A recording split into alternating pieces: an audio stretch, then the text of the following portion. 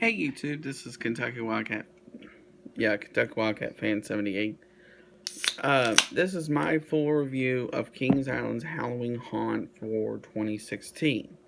First, before I go on with the video, I'd like to give a huge shout out to all of the staff members working at Kings Island on Saturday, October 15th, um, for doing the best they can and working through it. I know it's hard. Especially with that big of a crowd they had, but you got the red. Now, um, I got to Kings Island roughly around 1:30 ish and got in. Now, when I got in, it was fairly busy, but you know, there's nothing you can really do about it. So, I first then headed to the Bat, which is a suspended coaster. Anyway,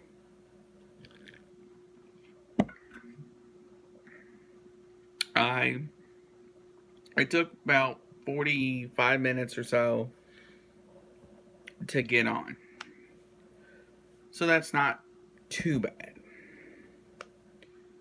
And then after that, just mainly walked around for a while.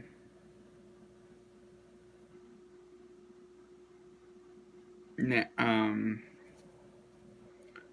and then I bought, and then for lunch, I went to La Rosa Pizza and Festus House. Now, this is where it gets interesting because Kings Island does offer a full day, um, all you can eat, not so much all you can eat, but an all day dining pass, which is $30. It's like 32.01 after tax, I believe.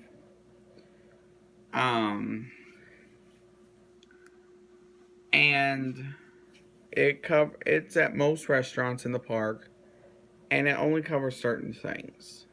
Um, At La Rosa Pizza covers a slice of cheese or pepperoni pizza with two breadsticks. Also, if you cannot have those for some reason, you can go have a salad with two breadsticks. Now, at all places, it will have like a sign that said like dining pass accepted here, and then it'll list kind of what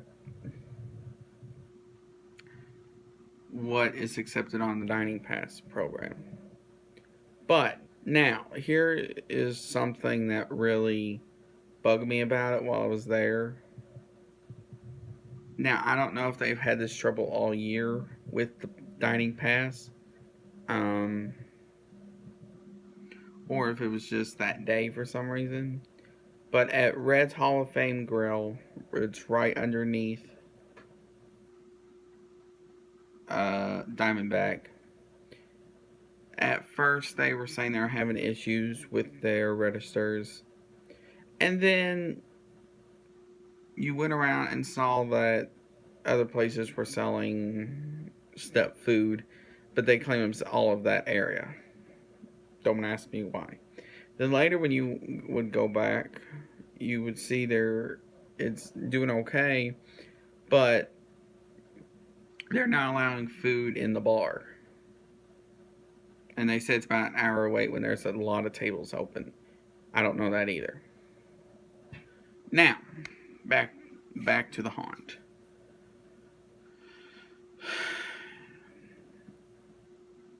Now,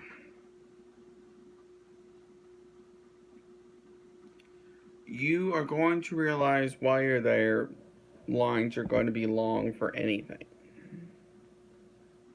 But as the day went on, the lines for stuff kept getting longer and longer and longer. So by the time Haunt came around, Um,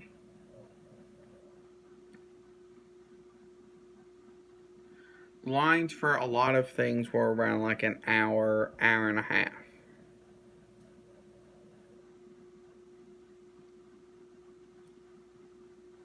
There were two rides that were closed most of the day, and that was the Drop Tower and then Windseeker, only because of wind. But then they opened up later. Now, I rode Windseeker around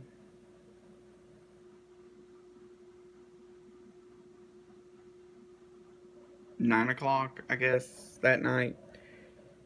8 o'clock, I think. And it took around 45 minutes to an hour to for me to get on, because only because of the fact that um, the ride only holds 64 people at a time, and they were trying, and the line was kept getting backed up. So,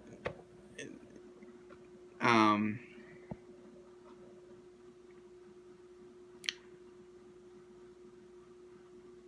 the lines for haunted houses were ridiculously long. They were around at least an hour or more. And I don't know how many people they were letting in at a time, but um, it was still wasn't enough, basically, because the line kept getting longer, longer, and longer. Which included their new one, Field of Screams.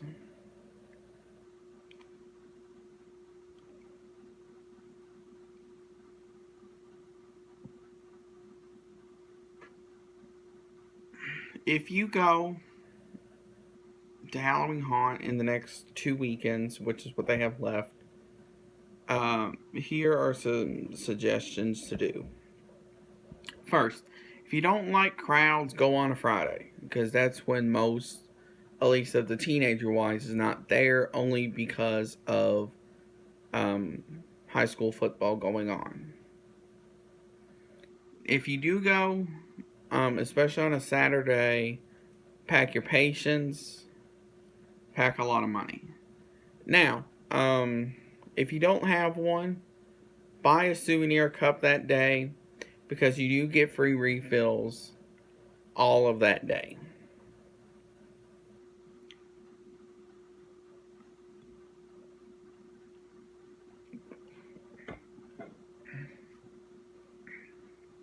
Now, if you do have a souvenir mug and you go to refill it at any of the drink stations, either in Kings Island or Soak City, prepare to fight the bees. Now, you think it's because it's mid-October, they would go away, but I think because it's still warm, they're still hovering around. Um, they tend to stick around the really sugary sodas. The ones I noticed where they hung around a lot was Sprite, a, a little bit of Coke, some Diet, and I think root beer. And I can't remember if they had Mellow Yellow in their system or not. I think if they did, they hung around that one and lemonade. So if you don't feel like fighting the bees, go to any of the restaurants that are inside.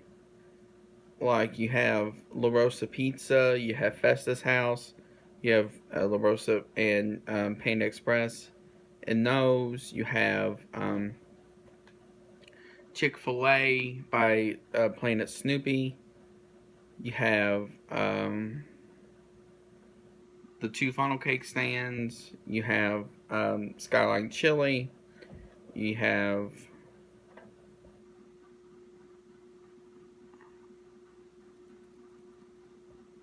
Potato Works in Rivertown. and you have what's the other one? The Chicken Shack in Action Zone. Those are all inside. Oh, and then you have Yogurt Plus, I think it's called, which took the place of the old Starbucks for last season. You have all of those which are inside, so you don't have to fight with bees. Now, the other places like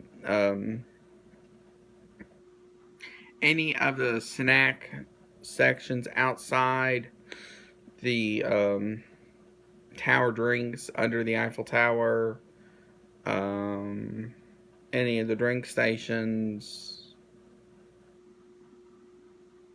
are all going to have bees flying around them.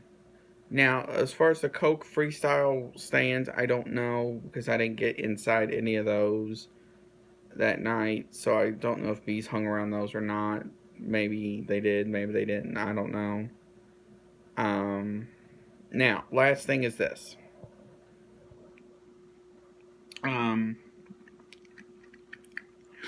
If you feel like going into haunted houses, because all of the haunted houses, at least the indoor ones, open up around 6, I think it was. So if you want to go to those, get in line as soon as possible for the one of your choosing. Because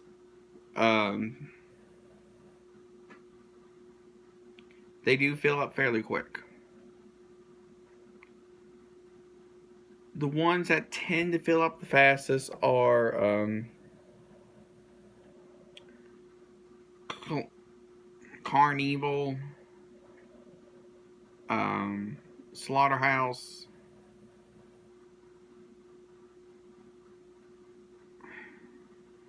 Blackout. Wolfpack will vary depending on day. Backwoods Bayou had a pretty decent line. Sorority House, if I didn't say that already. Now, probably Bored to Death did. I didn't get back there. But when I went back there in 2015, I believe it was, they had a decent sized line. And then their new one, Field of Screams, had a really good sized line in their tent where it used to be where you would pay to go into Dinosaurs Alive. So, with those, pack your patience. Try and get in any of those as soon as possible. Backwoods Bayou and Field of Screams open up at 8, only because of the dark. The other ones, Sorority House, Bored to Death, any of the indoor mazes open up at 6 when Haunt starts. The other thing to do, now I don't know what their policy, Kings Island's policy as far as flashlights are concerned, so that's something you can call the park and ask. Because the night I went, the fog did get really thick.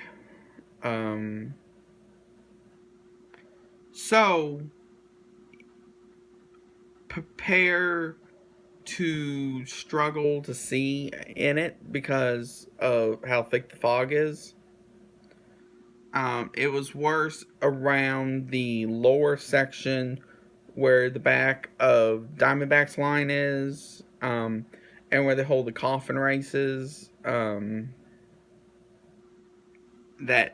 area, it's flat. It's kind of like low to the ground and flat. So that tend to hold a lot of fog. But other than that, if you do go, have a good time. And let me know in the comments below if you've been or not. If you have, what you thought about it. Did you like it? Did you not like it? Stuff like that.